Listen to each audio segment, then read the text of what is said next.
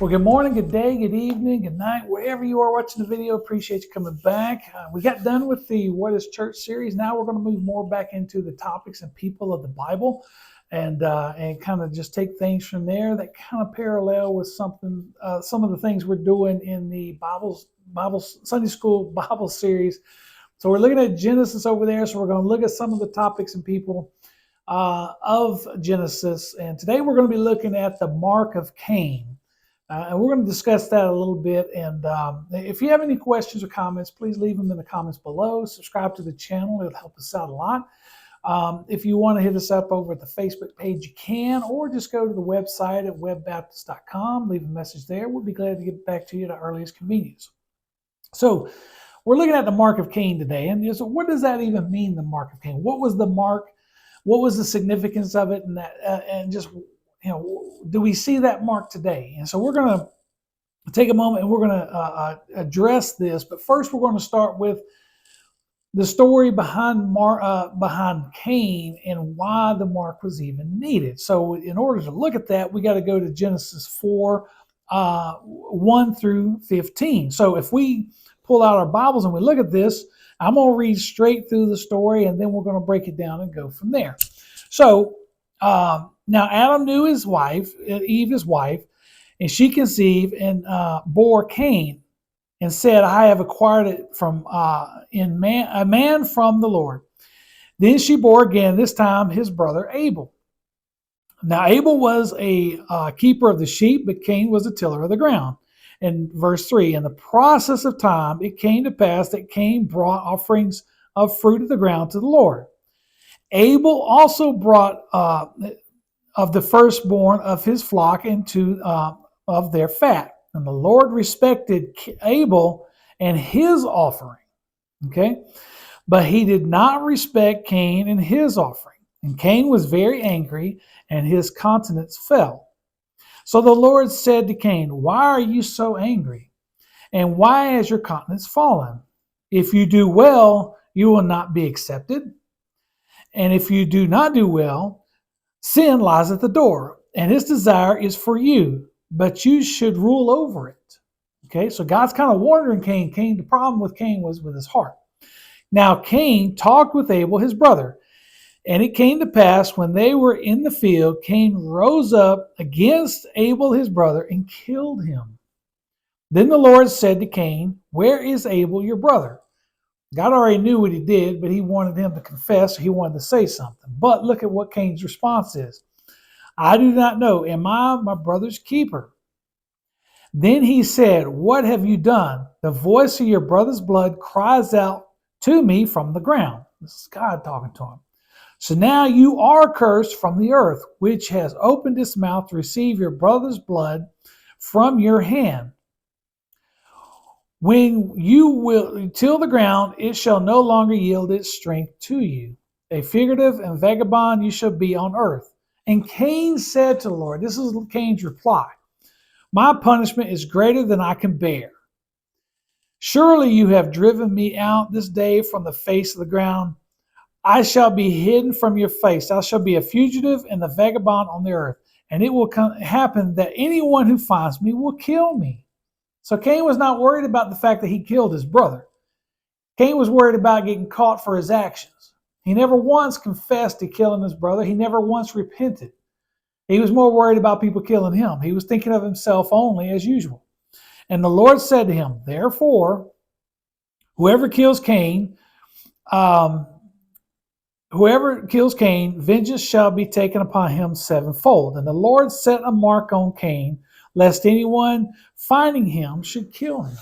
Okay, so we're looking at this as a problem with Cain's heart from the get-go. He's not, his sacrifice is not fully a blessing from God. It's not accepted by God because of his actions, his attitude.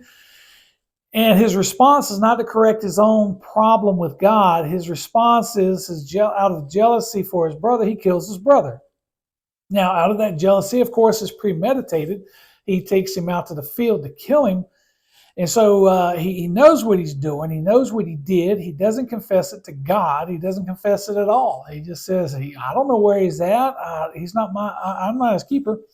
And so he kills, he doesn't confess. The only thing that he was worried about was people taking vengeance out on him. He was worried about his own skin, his own neck.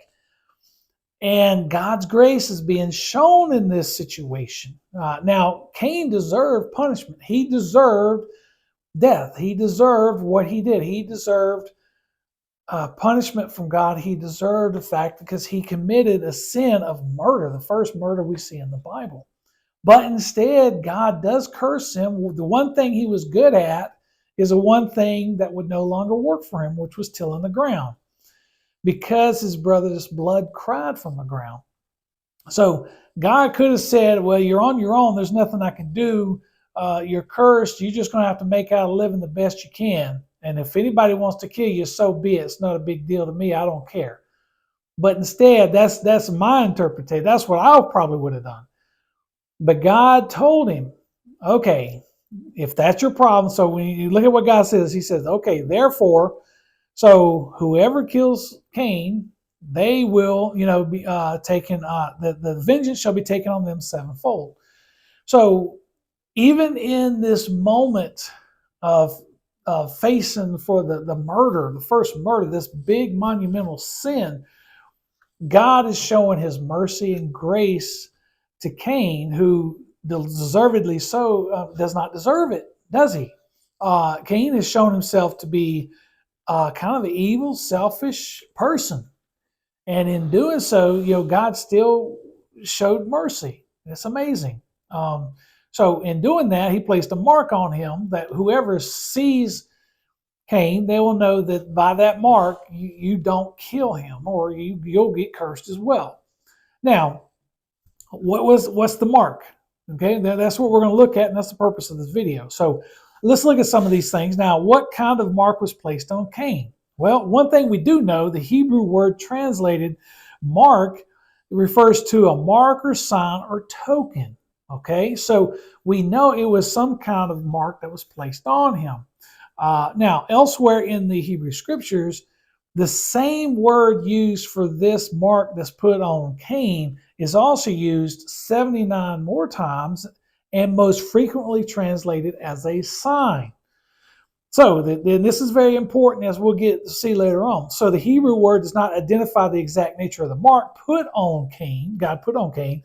Some propose the mark was like a scar or something like that, or a tattoo. But whatever the mark was, it served its purpose because God put it there. Now, was it a scar or was it a tattoo? We don't know. Now, whatever the case was, the precise mark, nature of the mark is not the focus of the passage. And we get caught up on people where, some people ask, what kind of mark is it? Well, was it was it a foreboding, or something simple, or what? We don't know what that mark is. The nature of the mark is not the focus of the passage. The passage that we should focus on is, one, how Cain dealt with sin in his own life. He dealt with it very poorly, and therefore sin kind of grew to a point that he committed murder against his brother. The other focus of the passage is where God extends his grace and mercy to Cain, even though Cain did not deserve it. So that's what we got to remember here. God showed his mercy and grace even at a time when Cain did not deserve it. The bottom line is the Bible does not say what the mark is. Okay, the meaning of the mark, that Cain was not to be killed, was more important than the nature of his mark itself. So we need to remain focused on the story of what happened, and not necessarily on the mark. The Bible simply is clear. There's no interpretation that says exactly what that mark is. So that's very important. And we don't know where that mark goes. It could have been anything. And that's another thing we got to look at. We just don't know. So we go by what's on there. So what happened to Cain then? So what happened to Cain after this? Well, Cain went on to take a wife and have children. As we look in Genesis 4:17-24, Cain's descendants would go on to build cities, invent tools, play music. Cain's descendants went on to populate a world alongside the descendants of his younger brother Seth and other children of Adam and Eve. So we know at this time Cain went on to have a family. He went on to, he still helped populate the earth. And that's the point here. So only Noah, the descendant of Seth, and his 3 sons would go on to survive the great flood. The great flood ended the direct genetic line of Cain. So after the flood, there's no more mention of Cain or his children, okay, or his descendants in that matter. So that's what we got to keep in mind. Now, what does the mark of Cain teach us? Well, ultimately, the mark itself is not an important element of the story here. Like I said, what the story demonstrates to us is the innate evil and sin within our hearts, and what happens if we're unwilling to repent, even after discovery of sin and punishment. Okay? When God comes to us, he gives us a chance to confess against those sins. And if we don't confess against those sins, we're denying ourselves God's grace and mercy. So the real message here is, by focusing on the mark, people are distracted from the real message, God's provision for sinners. So though Cain did not deserve anything from God but punishment, God showed grace and mercy even after the murder of his brother. This is an early glimpse of the nature of God, which ultimately led to the sacrifice of his son for our sins. So early on, we're seeing God kind of showing his true nature, his grace and his mercy, extending this to someone like Cain, who by our standards just didn't deserve it. Now, when we look at the mark, there's some myths, so to speak, of the mark, and we need to kind of talk a little bit about that. The first thing we got to consider is the mark on the forehead. Okay, nothing in the story I read to you, or when you read your Bible, does it say anything that the mark is placed on the forehead. There's nothing to suggest that. A lot of people have just simply assumed that is the case because that is the most prominent place that you would see such a mark. So obviously, if anybody's looking for Cain, we always kind of, our natural tendencies when people talking or getting people's attention is look straight at their eyes, right? So the forehead, especially mine, you see how big it is, that's going to be something that you're going to see. So if there's a mark or there's a tattoo or a scar on my forehead, you're going to see that pretty regularly right away when you see and talk to me. So, but again, there's nothing in the Bible to say that the mark was on the forehead. We just assume that that's where it would be, because we also look at the fact in, later on in Revelation 13, is we talk about the mark of the beast, and Revelation 22 is the name of the Lamb is on the foreheads of those people, of the saints. So we have the idea that it could be placed on the forehead based on what we read in the chapters in Revelation. But again, there's nothing to indicate that that is indeed the fact there. So now another myth is his descendants are alive and they exist today. Again, there's nothing to suggest that that is true. The mark of Cain and the descendants of Cain, people try to say that, and as we'll see, they try to justify this for their actions. The curse of Cain in Genesis was on Cain himself. God did not say that your descendants will bear this sin, this curse. Now, when you read the Bible, God is very clear when he's dealing with the individual, and he's very clear when he's dealing with the descendants. Look at the descendants and the wives. So the descendants, that sin was not passed on. It just wasn't. There's nothing to suggest that. So if we look at the fact that, okay, Cain's line was terminated by the flood, there's nothing to say that, that curse was passed on to his descendants. Okay, if we live under any curse, it's the curse of sin in our lives, and everybody lives under that curse of Adam, not Cain.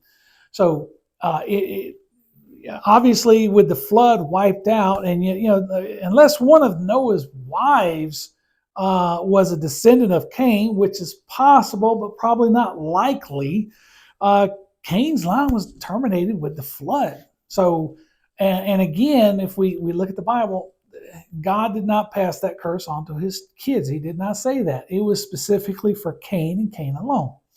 So the last thing we're looking at is we look at the myths of the mark of Cain, is skin color. many believe that the mark of Cain was the darker skin, and that God changed the color of Cain's skin to black in order to identify him. And since Cain received this curse, the belief is the mark was black skin, and that mark was passed on to his descendants. That is ludicrous. That's kind of crazy. There's nothing to show that there was a change of skin color as far as the mark. That interpretation, for the most part, was used to justify racism and slavery, but it's completely unbiblical. There's nothing to suggest that the mark was skin color. Yet some people have taken that as an excuse to, one, be racist, and two, to justify slavery back in the days of slavery, especially the Atlantic trade, slave trade that took place. So they justified the slavery of ripping people from Africa because they considered them to be descendants of Cain, and they deserved that because of what Cain did. Again, that's completely unbiblical. There's nothing to back that up. Nowhere in the scriptures does that mark that is translated in Genesis used to refer to skin color. It's just not there. So another thing we look at is the curse of Ham, and this is sometimes combined with the curse of Cain. So when we look at the Ham discovered his father was drunk and naked in the tent, but instead of honoring his father and covering up his father, he ran and told his brothers about it. Because of this, Noah cursed Ham's son Canaan by saying he was a servant of servants, and that's in Genesis 9, 20, 27. So one of the interpretations is they're looking at this and they try to put this curse, servant of servants, and they mix in the curse of Cain, so to speak. And again, this is a justification for racism. It's a justification for slavery. So these outdated, believe it or not, people actually believe this around, back in the 1800s and 1900s. They justified this for segregation. They justified this for slavery.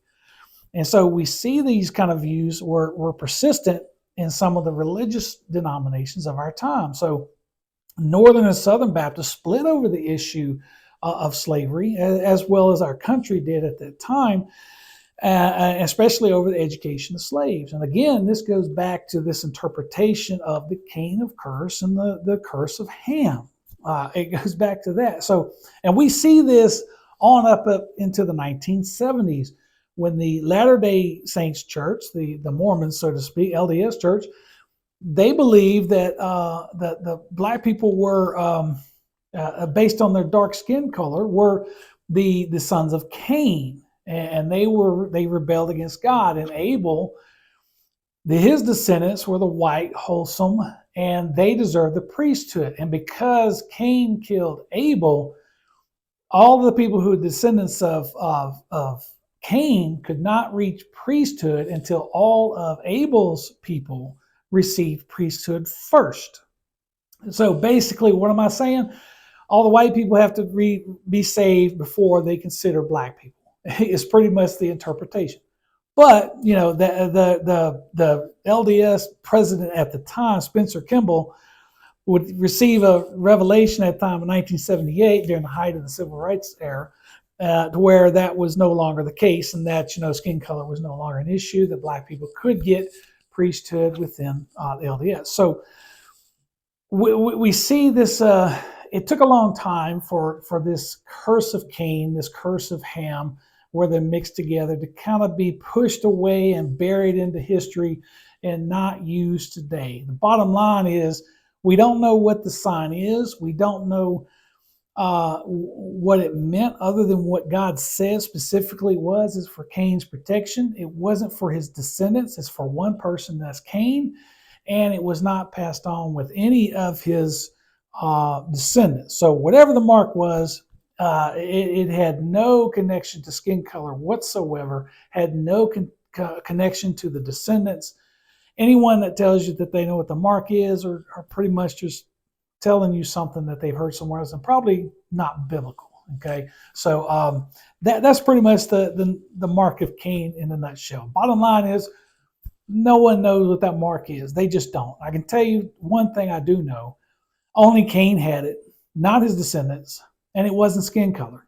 The Bible does not back up any claims in regards to anything being as far as race goes, racism and slavery and that kind of goes. So that's pretty much it in a nutshell. Okay. Thank you for watching. I appreciate you dialing in for another another video. As always, if you have any questions or comments, leave them in the comments below or hit us up on the website, webbaptist.com, or go to our Facebook page and leave us a message over there. We'd love to have you here at Webb Baptist if you can. Just join us here Sunday mornings or Wednesday nights.